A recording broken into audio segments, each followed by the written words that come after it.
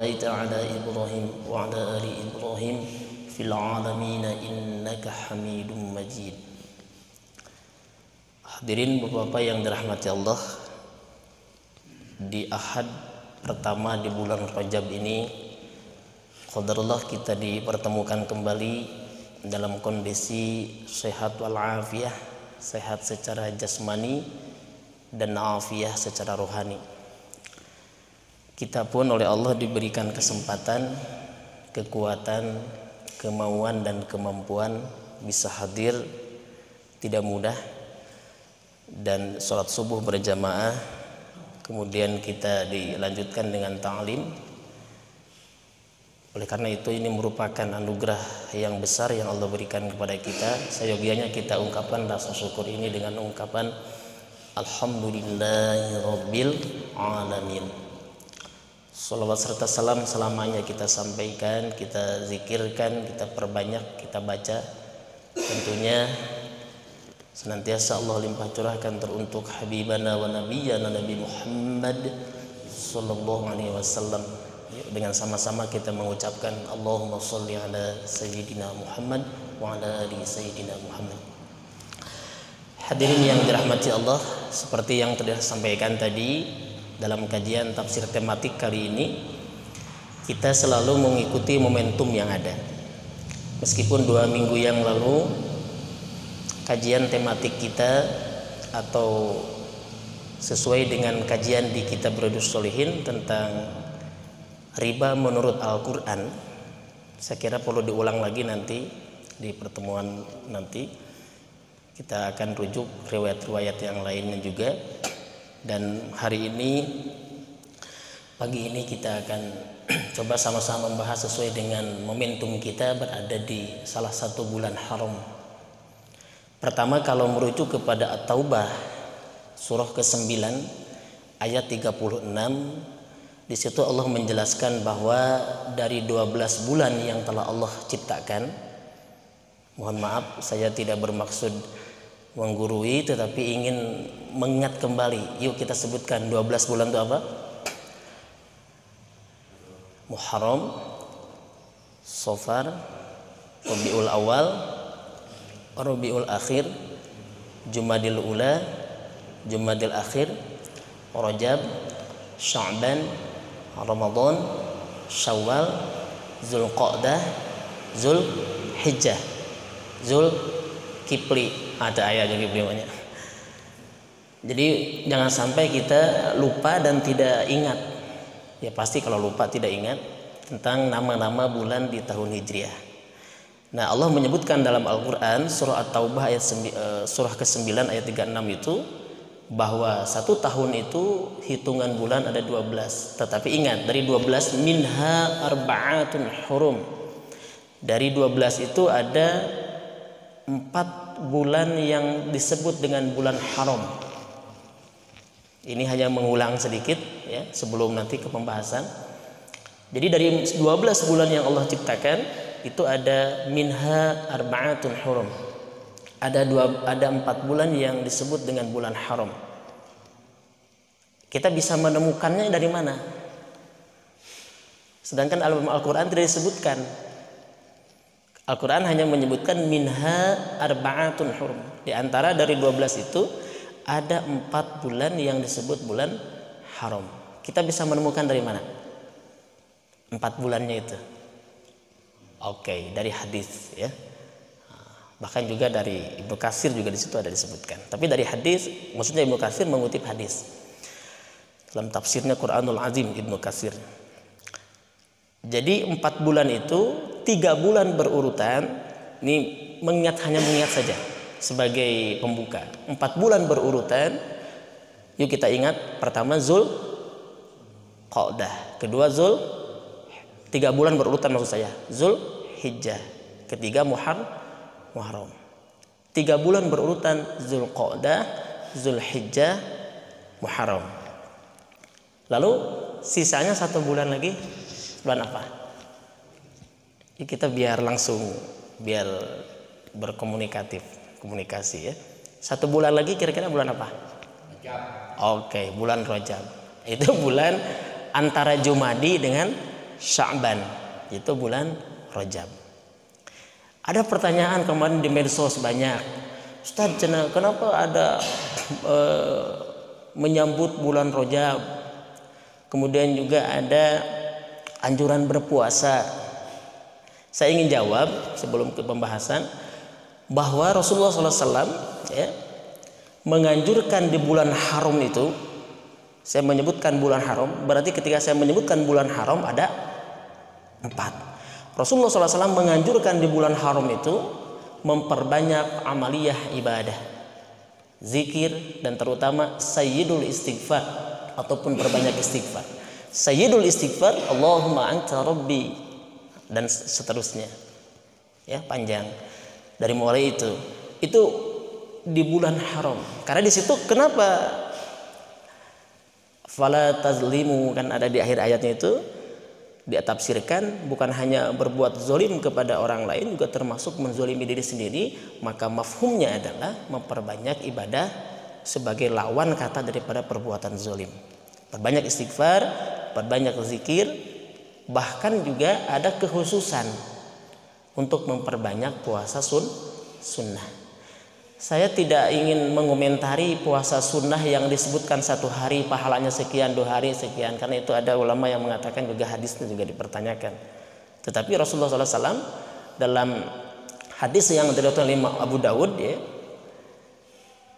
puasa terbaik, kalau saya bahasa Arab kan afdhalus shaum. Nah, puasa yang terbaik itu setelah Ramadan adalah puasa di bulan haram. Ada yang mengatakan oh ini bulan Muharram saja. Tetapi dalam hadis lain memperbanyak puasa di bulan haram. Selama itu bulan haram tidak terikat apakah tanggal 1, tanggal 2, tanggal 3, tidak terikat. Meskipun ada disebut katanya hadis, siapa yang puasa 1 hari akan bla bla bla, 2 hari mendapatkan pembebasan api neraka, 3 hari.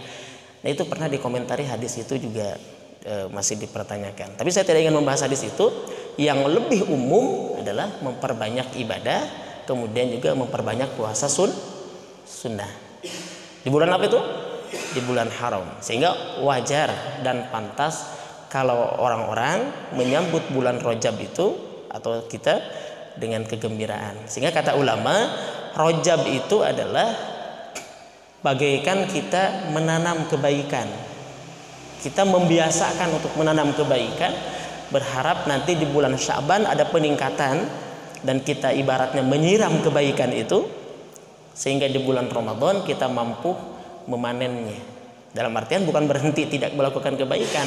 Kalau memanen berarti semakin menghasilkan apa yang telah kita tanam. Kebaikan-kebaikan semakin kita tingkatkan. Itu perumpamaan Rajab, Sya'ban, Ramadan. Hadirin yang dirahmati Allah, mengulang kembali bahwa ada 4 bulan haram dalam Islam dari 12 bulan yang Allah tentukan, yang Allah sebutkan. 1 bulan Zulqa'dah, 2 Zulhijjah, 3 Muharram, 4 Rajab.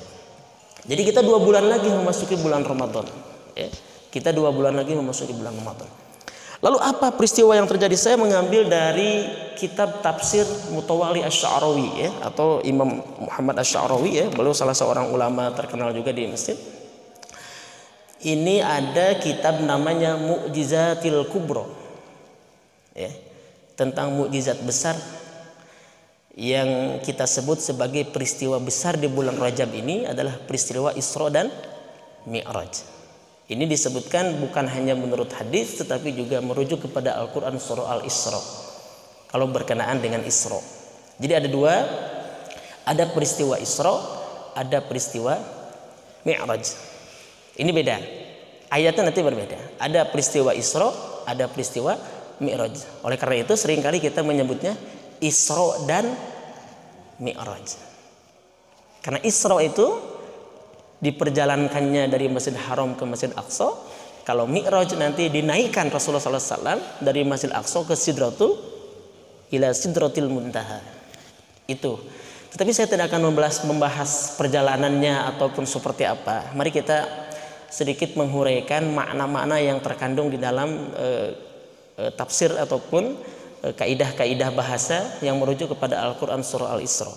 Ini tidak bisa dibantahkan, tidak bisa kita menolak bahwa di bulan Rajab ada peristiwa yang disebut dengan peristiwa Isra dan Mi'raj. Ya. Nah, kita tidak sedang hari ini, bukan nanti insya Allah kalau kita ingin mengadakan ceramah umum tabligh akbar dalam rangka, biasanya kita DKM itu menggabungkan antara peringatan atau memperingati peristiwa besar Isra Mi'raj dengan menyambut bulan Ramadan, sehingga biasanya agak mundur, ada kemungkinan di bulan Sya'ban nanti. Bilih pertarusan irahat cenah di DKM Mukhlisin. Nah itu biasanya agak mendekati ke bulan Ramadan 2 atau 10 minggu. Nah, kita sambil menyambut bulan Ramadan. Bapak yang dirahmati Allah, pertama, jadi beberapa riwayat menyebutkan Rasulullah SAW itu sebelum beliau diisrokan, beliau memang pernah bermimpi didatangi atau bermimpi untuk diisrokan, diperjalankan. Ada yang menyebutkan mimpi pertama, mimpinya itu terjadi di Baitul Haram atau di Baitullah, di Masjid Haram ketika beliau tertidur. Ada sebagian riwayat mengatakan di rumah Ummu Hani, ya. Ada yang mengatakan juga di rumahnya. Nah, riwayat ini tidak perlu kita bantahkan karena menurut Imam Asy-Sya'rawi, ya, salah seorang ahli tafsir, kita bisa mengambil ketiga-tiganya. Bisa jadi Rasulullah SAW itu bermimpi 3 kali. Jadi bermimpinya bukan 1 kali, tapi 3 kali mendapatkan perintah itu. Bisa pertama mimpi di Masjid Haram ketika beliau tertidur dan di rumah Ummu Hani ataupun di rumah beliau. Nah, kita tidak akan membahas mimpinya, ya. Mari kita lihat ayat yang pertama dari surah Al-Isra, ya, yang kita semua sudah hafal ayat ini berkenaan dengan apa yang terjadi, kemudian juga sebenarnya apakah beliau itu hanya mimpi, karena ada sebagian kecil pendapat itu hanya dalam mimpi saja Isra dan Mi'raj itu, atau memang beliau itu dengan ruh dan jasadnya, atau juga memang mengapa Allah berikan itu di malam hari.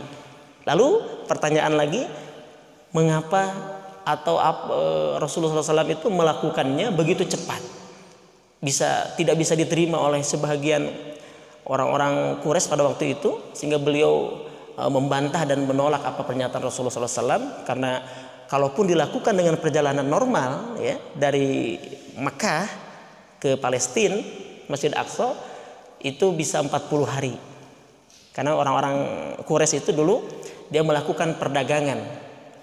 Rihlatas syita was-saif itu diartikan, diterjemahkan di musim dingin dan musim panas itu ada 2 perdagangan yang dilakukan oleh orang Quraisy. Pertama adalah ke Syam, negeri Syam. Negeri Syam itu diantaranya kalau sekarang itu ada Palestina, ada Syria, ya, ada Libanon ya. Nah, jadi negeri Syam itu terbagi 3. Nah, dulu orang Quraisy itu melakukan perjalanan ke sana atau juga ke negeri Irak. Jadi berdagang itu. Nah, dan mereka melakukan perdagangan itu tidak bisa dilakukan perjalanan hanya 1 malam ataupun mungkin tidak 1 malam, hanya beberapa menit saja. Nah, ini banyak penolakan. Nah, hadirin yang dirahmati Allah, oleh sebab itu perhatikan kalimat awalnya. Nah, ini kata para ahli tafsir, Allah mengawali dengan kalimat subhanalladzi subhana, ya, dengan mengawali dengan kalimat subhana. Subhanalladzi asqa bi 'abdihi lailan minal masjidil haram ilal masjidil aqsa. Perhatikan, diawali dengan kalimat subhana. Sehingga dikata para ahli tafsir, ketika kita mendengar, diberikan kemampuan mendengar, maka Allah Maha mendengar. Ya kan? Kita bisa melihat tetapi Allah maha melihat. Ini tauhid. Ketika dulu saya ditanya oleh guru, Allah melihatnya dengan apa? Maka jawabannya dengan sifat basor. Ya, Allah melihatnya dengan sifat basor. Ingat, saya masih ingat waktu dulu ada beberapa santri ditanya, kalau kita melihat dengan apa? Dengan mata. Kan disebutkan dalam Al-Quran Allah maha melihat. Lalu Allah melihat dengan apa? Semua terdiam. Saya ingat pernah diajarkan, Allah melihat dengan sifat basor. Itu kata kalau dalam ilmu Tijan, ya, dalam kitab Tijanud Daruri atau dalam kitab tauhid. Nah, melihatnya kita tentu berbeda dengan Allah. Mendengarnya kita berbeda dengan mendengarnya Allah. Berjalannya Rasulullah SAW tidak pernah mengatakan saya berjalan. Sehingga kalimatnya itu selain diawali dengan subhana, ya, di situ ada kalimat asro. Kita terjemahkan, subhana maha suci Allah, ya, subhana maha suci Allah, allazi yang asro telah memperjalankan atau telah membawa berjalan. Jadi berarti berjalannya Rasulullah secara pribadi mustahil melakukan perjalanan hanya sekian menit, mungkin sekian detik dari Masjidil Haram ke Masjidil Aqsa. Tetapi lagi-lagi bagi orang yang beriman, di sini kalimatnya Allah yang memperjalankan. Kalau Allah yang sudah memperjalankan, maka berjalannya kita berbeda dengan berjalannya yang dikehendaki atau sebagai mukjizat yang Allah berikan, perjalanan yang diperjalankan oleh Allah. Sehingga mukjizat itu kata para ulama khawariqul adah. Mukjizat itu adalah khawariqul adah. Jadi di luar kebiasaan. Itu mukjizat, tetapi hanya diberikan kepada para nabi. Tiba-tiba mengaku dapat mukjizat manusia biasa, saya kira namanya mungkin bukan mukjizat. Sehingga para ulama menyebutnya ada irhas, kan, ada apa lagi tuh istilahnya itu apa, maunah, kan, pertolongan Allah. Kalau mukjizat itu lebih konotasinya lebih kepada para nabi dan rasul. Nah, hadirin yang dirahmati Allah, dan yang kedua, kalimat subhana itu menunjukkan kekuasaan Allah. Allah maha kuasa.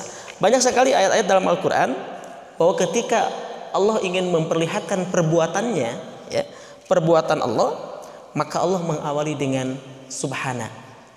Sehingga ada yang mengartikan ini biasanya berkenaan dengan ayat-ayat atau dengan apa yang akan Allah tunjukkan dengan hal-hal yang sifatnya itu mempesona, mengagumkan. Coba kira-kira ketika kita mendengar bahwa baginda Rasulullah SAW itu bisa ke Masjidil Aqsa dari Masjidil Haram hanya pada satu malam itu, detik itu, dengan waktu yang cepat, kira-kira mengagumkan tidak? Menarik perhatian tidak? Padahal perjalanan itu bisa ditempuh dengan 40 hari. Ini kan beda negara, ya, dari Mekah ke Palestina. Tetapi Rasulullah SAW menyebutkan pada malam itu beliau bukan hanya Isra dari Masjidil Haram ke Masjid Aqsa, tetapi juga beliau melakukan Mi'raj. Sehingga Allah mengawali dengan kalimat subhana, maha suci Allah. Ini menunjukkan bahwa perbuatan Allah ingin ditunjukkan kepada kita, perbuatan yang mengagumkan, perbuatan yang mempesona, yang menjadikan manusia itu terbelalak. Tapi lagi-lagi pada waktu itu tidak banyak yang mengimani. Bahkan orang-orang yang sudah beriman pun tidak sedikit yang mengatakan bahwa wah, jangan-jangan ini mimpi saja, atau ini hanya igowan saja, atau bahkan mohon maaf dengan kalimat kasar, wah Muhammad sudah kerasukan. Iya kan? Wah, ini kena sihir, sudah kerasukan. Masa bisa dalam satu malam, dalam satu kejap? Oke, ini pengetahuannya, ya. Oke. Hadirin yang dirahmati Allah, sama halnya ketika Allah ingin tunjukkan perbuatannya, ada hal yang menarik dalam kisah-kisah yang lain. Kita perhatikan, ini sebagai pelajaran hikmah dari kita atau buat kita. Ketika Nabi Ibrahim, contoh, ya, ketika Nabi Ibrahim dikejar-kejar dan ditangkap oleh Namrud dan bala tentaranya, dan tahu bahwa Ibrahim itu akan dibakar. Kenapa tahu? Karena sebelumnya sudah disayembarakan. Namrud kan sudah membuat sayembara setelah diketahui bahwa siapa yang merubuhkan berhala-berhala kecil ini, ya. Tapi Ibrahim dengan cerdasnya kan kapaknya itu digantungkan di benda dari berhala besar, sehingga ketika Namrud bertanya, ya kamu tanya saja, lihat kapaknya ada di berhala yang besar. Mereka bertanya dengan bodohnya, ya, mana mungkin Ibrahim berhala itu bisa berbuat, ya kalau memang dia tidak bisa melakukan apa-apa, mengapa kau sembah? Nah, ini cerdas, Pak, ya. Nah, jadi kita bisa meniru bagaimana gaya para nabi ketika membantah atau menutup argumen orang-orang yang kafir, ya, atau orang-orang yang menolak itu. Nah, itu dengan bahasa cerdas. Nah, hadirin yang dirahmati Allah, perhatikan, mungkin nggak bagi Allah, atau bukan mungkin, padahal bisa, ya, Ibrahim itu tidak tertangkap, Allah selamatkan. Mungkin nggak? Sangat mungkin. Kan Allah tahu bahwa Ibrahim itu disayembarakan oleh Namrud, akan ditangkap karena dia dituduh menghancurkan berhala-berhala tadi. Tapi bisakah Allah menyelamatkan Ibrahim? Oh, bisa sekali. Ibrahim tidak tertangkap. Atau mungkinkah ketika Ibrahim dibakar itu Allah turunkan hujan sehingga apinya padam? Bisa nggak? Oh, bisa sekali. Bagi Allah sangat mudah sekali. Tetapi kenapa Allah tidak selamatkan Ibrahim? Ini pelajaran. Kenapa Allah tidak turunkan hujan ketika Ibrahim apinya menyala-nyala dibakar? Hadirin yang dirahmati Allah, tentu orang kafir malah akan mengolok-olokkan. Apa kata orang kafir nanti? Ini kata para ulama tafsir. Nanti orang kafir akan mengatakan, wah, pantas wedi selamat sekiranya dia tertangkap. Wah, celaka Ibrahim itu, dia tidak tertangkap saja. Atau kalau seandainya nggak turun hujan, ya, ini Ibrahim udah gosong nih, kebakar. Tapi Allah membiarkan Ibrahim tertangkap, lalu Ibrahim dibakar. Di situ baru mukjizatnya. Nah, sama halnya ketika Rasulullah. Disitulah baru Allah ingin pertunjukan mukjizat atau perbuatan Allah. Yuk kita berkomunikasi lagi. Api panas? Panas. Sifatnya panas. Tapi siapa yang memanaskan api? Allah. Yang menjadikan api itu memiliki sifat panas adalah Allah. Berarti bagi Allah sangat mudah api itu dirubah sifatnya menjadi dingin. Ya. Misro ini manis. Ya karena yang membuatnya pakai gula. Sangat mungkin yang membuat misro ini menggunakan garam menjadi asin, kan? Dan tidak, sifat itu kan tergantung siapa yang mau menginginkannya, membuatnya. Nah, Ibrahim itu sangat mungkin dia tertangkap. Allah berikan pertolongan supaya tidak tertangkap. Allah turunkan hujan ketika Ibrahim dibakar, mudah bagi Allah. Tetapi Allah biarkan Ibrahim tertangkap dan Allah biarkan Ibrahim terbakar. Di situ baru Allah ingin tunjukkan mukjizat. Hadirin yang dirahmati Allah, apa kata Allah? Qulna, kami berkata, kami berfirman, kata Allah, ya naru kuni, wahai api, kuni, jadilah engkau. Ini perintah Allah. Bardan wa salaman ala Ibrahim. Jadilah dingin. Karena kebalikan daripada panas adalah dingin. Jadilah dingin, wasalaman, dan selamatkanlah Ibrahim. Allah memerintahkan kepada api supaya api berubah dari panas menjadi dingin. Jadi Ibrahim itu dibakar benar. Dan dia tidak selamat, ditangkap benar. Apakah dia dimasukkan ke dalam pembakaran tadi, api yang iya dimasukkan. Justru disitulah Allah ingin tunjukkan mukjizat para nabi dan supaya mereka itu percaya. Tetapi hadirin yang dirahmati Allah, apakah mereka semua beriman? Tidak. Apakah Namrud menjadi beriman? Tidak. Kami berfirman kata Allah, hai api, kuni bardan, dinginlah dan berikan keselamatan kepada Ibrahim. Selamatkan Ibrahim. Bardan wassalaman ala Ibrahim. Allah telah mengangkat sifat api yang membakar yang sifat dasarnya panas membakar menjadi dingin yang membuat Ibrahim menggigil kedinginan. Itu contoh kisah riwayat di para nabi dalam Al-Quran. Itu disebutkan dalam Al-Quran surah Al-Anbiya ayat 69. Ya, ketika bagaimana Allah memerintahkan api supaya dingin. Jadi kalau berbicara perbuatan Allah bukan lagi akal. Ini saya ingin menjelaskan bahwa ketika kita mendengar dan mendapatkan informasi bahwa Rasulullah SAW berjalan atau Isra dari Masjidil Haram ke Masjid Aqsa, maka ketika diawali dengan subhana, Allah ingin tunjukkan perbuatan Allah, maka akal kita tidak lagi berguna di situ. Kita bisa menerima dengan keimanan. Kenapa? Karena ternyata bukan hanya Rasul saja, bukan hanya Nabi Muhammad saja. Kita pernah terjadi pada Nabi Ibrahim hal-hal yang di luar nalar, atau dalam bahasa Arabnya adalah khariqul adah. Adahnya api itu adalah panas. Tetapi khariqul adahnya api menjadi bardan wasalaman Al-Anbiya ayat 69. Padahal Allah sangat mudah untuk menyelamatkan Ibrahim supaya tidak tertangkap. Allah sangat mampu untuk menurunkan hujan ketika api itu membakar Ibrahim. Tetapi orang kafir tetap akan mengolok-olok, jika seandainya hujan tidak turun, gosong tuh Ibrahim, akan mengolok-olok tetap. Itulah berbicara tentang keimanan. Lalu kita lihat bagaimana Nabi Musa, ya, surah Asy-Syu'ara ayat 61. Bagaimana Nabi Musa ketika dengan para sahabatnya, dengan para umatnya, beliau dikejar oleh Fir'aun. Pertanyaan saya, bisakah atau mungkinkah Musa tidak terkejar tanpa harus melewati lautan? Mungkin. Atau Nabi Musa selamat, atau mungkin Fir'aun itu kuda-kudanya kakinya patah misalkan ketika mengejar Musa, atau roda-roda keretanya itu semua patah sehingga Musa tidak terkejar, karena Musa kan berjalan kaki dengan para sahabatnya, dengan umatnya. Tetapi Allah membiarkan Musa dikejar oleh Fir'aun dan bala tentaranya, Nabi Musa dengan para sahabatnya, dengan umatnya, ya. Dan di situ sahabatnya berkata, lihat Asy-Syu'ara ayat 61.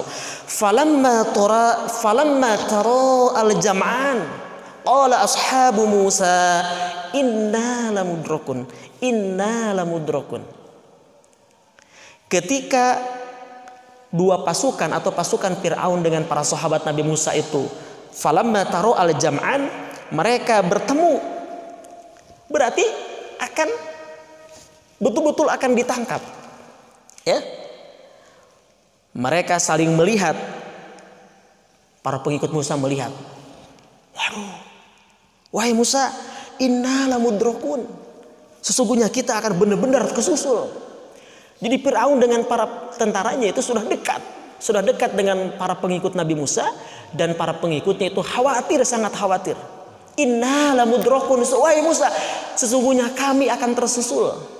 Kita tidak akan selamat ini. Pertanyaan lagi, saya ulang lagi, ini akidah, ini tauhid. Mungkinkah bagi Allah kuda-kudanya dimatikan? Atau Fir'aun dengan para tentaranya misalkan ketika mengejar dia berjatuhan? Mungkin. Tapi Allah ingin tunjukkan ketika Nabi Musa dalam kondisi secara nalar, saya katakan secara nalar, secara rasio, tidak mungkin dia selamat, karena yang ada di hadapan dia adalah lautan. Sedangkan di belakang dia tentara Fir'aun. Disitulah Nabi Musa menguatkan para pengikutnya. Disitulah Nabi Musa ingin menguatkan, Bapak Ibu yang dirahmati Allah, ini benar-benar pilihan si malakama. Kalau kita bahasakan kasar lah, atau maju terjerumus ke laut. Puntennya lain nyindiran tukang mancing, mancing cara maju, ada maju kalau balongnya, maju ke laut, mundur atau diam, dibunuh oleh Fir'aun dan pengikutnya, atau Fir'aun dengan tentaranya. Luar biasa. Di situ Nabi Musa memberikan ketenangan, memberikan kekuatan. Apa kata Nabi Musa? Ketika para pengikutnya khawatir dan mereka ketakutan, Musa menenangkan, Allah bersama kita. Pak, kadang ada hal-hal yang di luar nalar yang mungkin kita tidak sudah mentok akal kita, ya. Mohon maaf, insya Allah dengan keimanan yang kuat tidak ada yang mustahil bagi Allah, itu bisa terjadi. Tetapi bukan mukjizat kalau bagi kita. Seringkali ulama menyebutnya ma'unah, pertolongan Allah. Banyak orang-orang yang begitu, aduh Ustaz bukan duit pisan, gitu kayaknya gitunya, aduh terlilit pisan, sudah hampir ini. Tapi ternyata ya di situlah ya, kita harus yakin dengan pertolongan Allah. Nah, apa kata Allah ketika Nabi Musa kebingungan, fa auhayna ila Musa anidrib bi'asakal bahr fanfalaqa fakana kullu firqin qattudil azim. Lihat Asy-Syu'ara ayat 63. Ketika Musa kebingungan, para pengikutnya ketakutan, ya, bagaimana dia hampir inna lamudrakun atau inna lamudrakun, kami akan kesusul oleh Firaun dan bala tentaranya. Maka Allah di situ baru memberikan mukjizatnya. Allah memerintahkan kepada Musa. Apa kata Allah? Fa'auhayna. Ini persis dengan tadi ketika kepada Nabi Ibrahim. Apa kata Allah? Kulna, kami katakan, kami berfirman, ya narukuni, ya narukuni. Sama Allah juga. Fa'auhayna kepada Nabi Musa. Maka kami wahyukan kepada Allah, ila Musa, kepada Musa kata Allah, anidrib bi'asakal bahr. Pukullah laut itu dengan tongkatmu. Karena Nabi Musa sedang memegang tongkat. Ini saya ingin memberikan atau kita ingin mengambil pelajaran bahwa selama kita yakin dekat dengan Allah, itu dan setiap belahan kiri dan kanan itu yang dalam terbelah menjadi dua, dan itu diumpamakan seperti gunung yang besar. Antara belahan yang satu dengan belahan yang satunya lagi samping kiri kanan itu bagaikan gunung yang tinggi, dan Musa memasuki ke bawahnya ke dalam. Tetapi cerita ini bukan hanya cerita-cerita saja. Al-Quran menjelaskan, dibuktikan di Lautan Merah itu ada, saya baca kisahnya itu, di situ ada ditemukan bekas gelindingan kereta yang tenggelam, roda kereta Firaun dan bala tentaranya. Bahkan Firaunnya sendiri sengaja oleh Allah ditemukan bangkainya di pinggiran laut, sampai hari ini diabadikan, dimumikan. Masya Allah. Jadi apalagi bukti tentang kebenaran Al-Quran. Saya suka sekarang agak sering melihat debat-debat antara murtadin dengan mu'alaf, ya. Nah, itu luar biasa. Murtadinnya odong-odong semua, yang ngaku haji, ngaku pernah umroh, ngaku dia ustadz, baca Quran juga belepotan, ya. Hati-hati, ya. Yang terbaru si Fatimah Sa'diyah itu, ya. Oh, itu baca Qurannya aja menyebutkan mau baca Al-Falak, tapi yang dibaca Al-Ikhlas. Allah tunjukkan, Pak, dia malah baca surah Al-Ikhlas.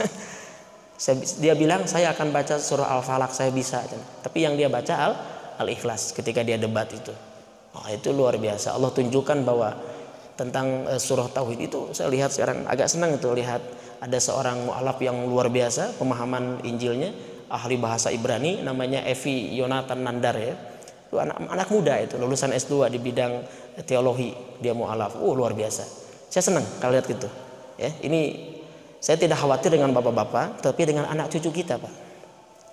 Maka saya sampaikan di pengajian-pengajian itu, di ibu-ibu dimanapun pengajian, saya tidak khawatir dengan ibu-ibu, tapi saya khawatir dengan anak cucu ibu, sehingga sampaikan kepada anak cucunya.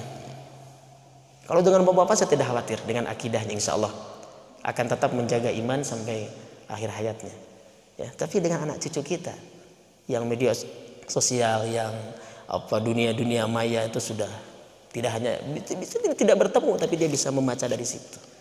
Nah, oleh sebab itu Bapak yang dirahmati Allah, maka perlu itu penguatan akidah dengan membaca kisah-kisah dalam Al-Quran. Ternyata bukan hanya sebatas kisah, pun buktinya pun ada. Ini menunjukkan bahwa Al-Quran adalah kalamullah. Al-Quran mengandung penuh mukjizat. Oke, ini menunjukkan sekali lagi tentang mukjizat yang ingin Allah tunjukkan kepada para kaum kafir atau kepada orang-orang yang menolak tentang kebenaran para nabi. Nabi Musa, Nabi Ibrahim, pun Nabi Isa demikian yang ketiga, ya. Karena mereka sama-sama mempunyai akidah yang sama, beragama yang sama, agama Islam, ya. Membawa ajaran yang sama, ajaran tauhid. Nabi Isa pun diberikan oleh Allah kelebihan. bisa menyembuhkan penyakit dengan sekejap, bisa menghidupkan orang yang sudah wafat, tetapi sekali lagi dengan izin Allah. Allah perlihatkan dengan izinnya. Nabi Isa tanpa izinnya, tanpa izin Allah, dia mengatakan saya tidak mampu menghidupkannya, saya tidak mampu menyembuhkannya. Tapi dengan izin Allah, Nabi Isa bisa menyembuhkan penyakit yang pada waktu itu tidak bisa disembuhkan oleh dokter-dokter pada waktu itu, oleh tabib-tabib. Dan Nabi Isa ternyata juga bisa menghidupkan orang yang mati, sekali lagi dengan izin Allah. Nabi Isa mengatakan demikian. Dan Nabi Isa tidak menghidupkan sendiri, ya.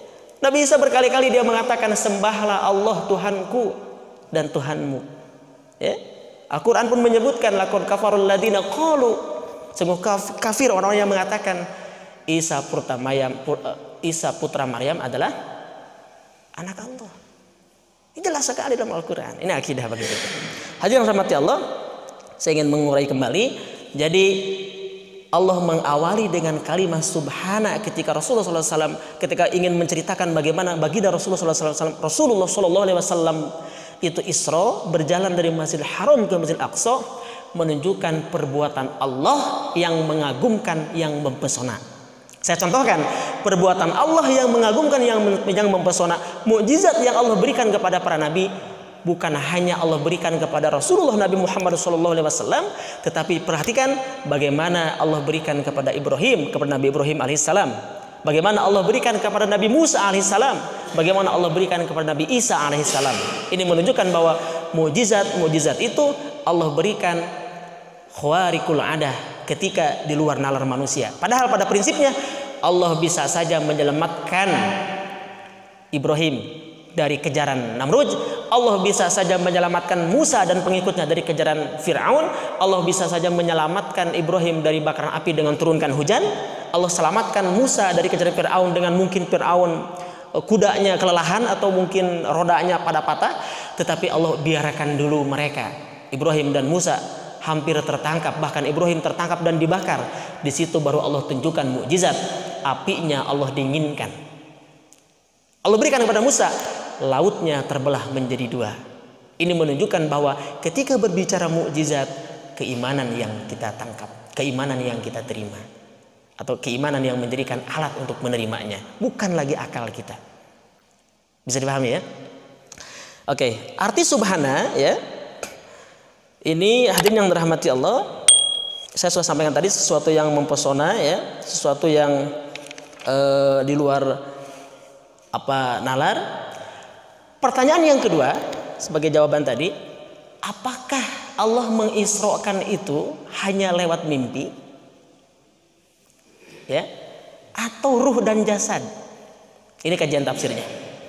Tadi saya membahas tentang perbuatan Allah, kalimat subhana, diawali dengan subhana. Saya contohkan dengan kisah mujizat para nabi. Kita perhatikan ayat berikutnya atau kalimat berikutnya. Subhanallazi asra bi'abdihi. Di situ garis bawahi ada kalimat bi'abdihi.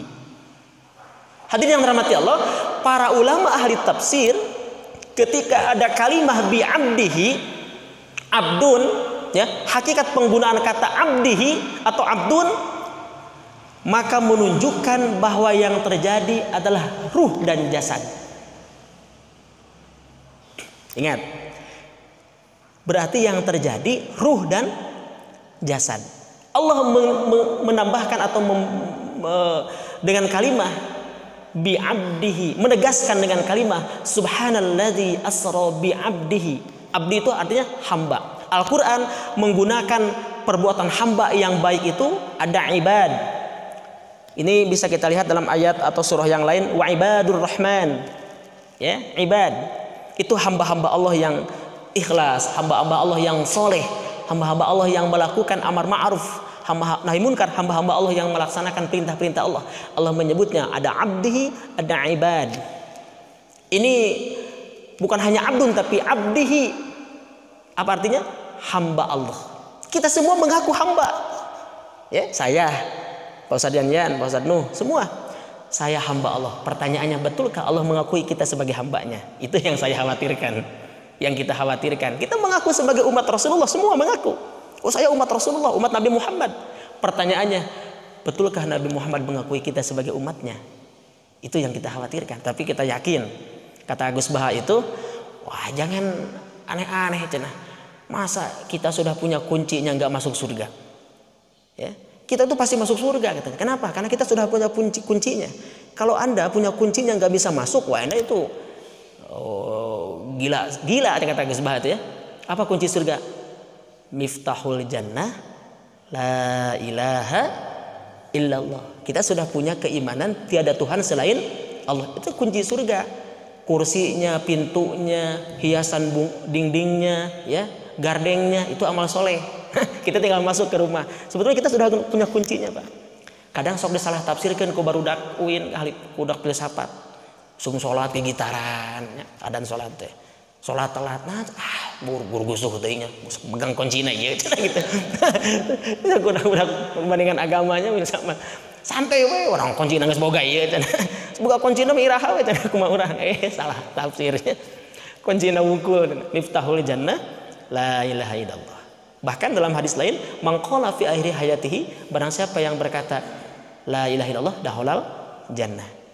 Jadi keimanan itu kunci, Pak. Kunci masuk surga. Nah selebihnya mau direct langsung, mau transit. Nah pilihan ada di Bapak. Kalau mau transit dulu mangga ke neraka. Biar susah sehari mangga 1000 tahun bandingannya sama dengan di dunia. Sehari di neraka, sehari di akhirat. Jadi kita semua ingin direct langsung, kuncinya punya, masuk surganya tanpa transit. Amin ya Allah ya Rabbal alamin. Sekali lagi terakhir, waktu sudah lewat, saya tidak akan habiskan ayat ini.